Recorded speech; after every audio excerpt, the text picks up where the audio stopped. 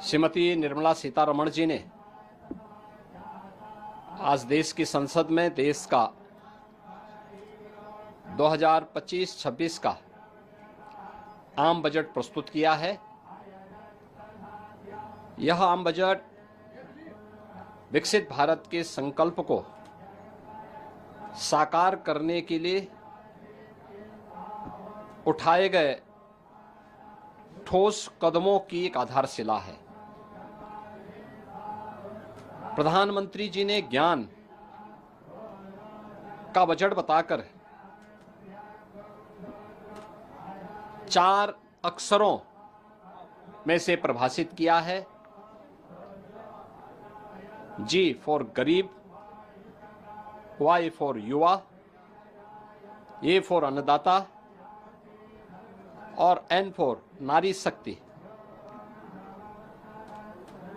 यानी इन 4 महत्वपूर्ण आयामों को ध्यान में रख करके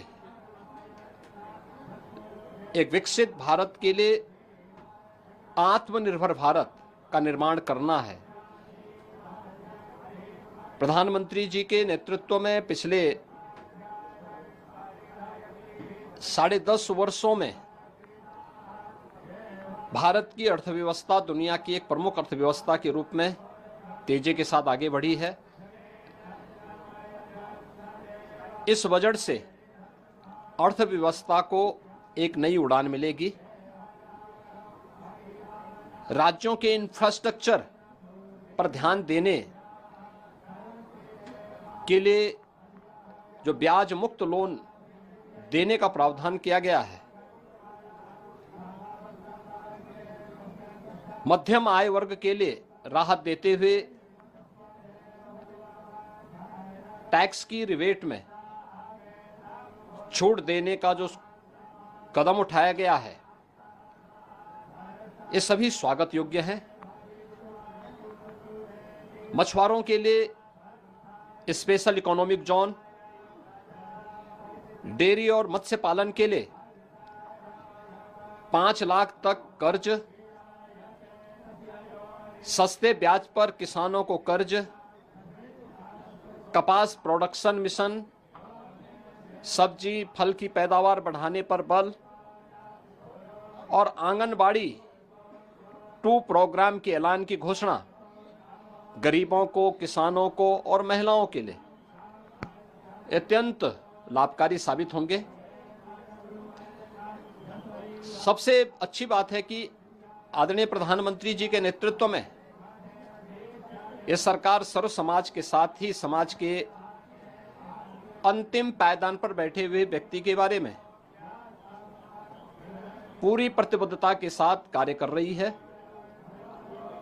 अगले 5 वर्ष में 5 लाख महिलाओं, अनुसूचित जाति और जनजाति को 2 करोड़ तक की टर्म लोन देने के लिए एक नई योजना को प्रारंभ करने का प्रस्ताव, जिज्ञासा, नवाचार और युवा मस्तिष्क के लिए वैज्ञानिक सोच बढ़ाने की दिशा से अगले 5 वर्षों में 50,000 अटल टिंकरिंग लैब की स्थापना, ग्रामीण क्षेत्र के सभी सेकेंडरी स्कूलों और प्राथमिक स्वास्थ्य केंद्रों में ब्रॉडबैंड कनेक्टिविटी उपलब्ध करवाने, ये सभी महत्वपूर्ण कदम हैं। आगामी 3 वर्ष में सभी जिला अस्पतालों में डे केयर कैंसर सेंटर की स्थापना करने की घोषणा। उत्तर प्रदेश जैसे राज्य को इसका सर्वाधिक लाभ मिलने वाला है। Centre of excellence of skilling, the centre of excellence in artificial intelligence for education की स्थापना से हमारे युवाओं को एक वैश्विक पहचान मिलेगी। अन्नदाता किसानों के लिए प्रधानमंत्री धन धान्य की योजना की घोषणा का हम स्वागत करते हैं। इस योजना से देश के करीब 1.25 करोड़ किसान लाभान्वित होंगे।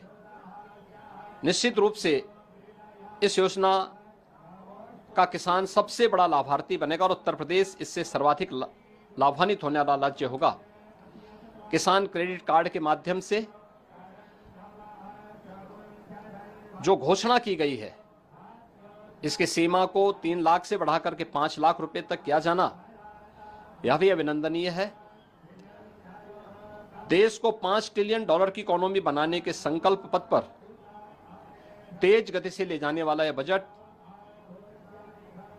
आदरणीय प्रधानमंत्री जी के विजन को और आगे तेजी के साथ बढ़ाने का, तीसरे टर्म में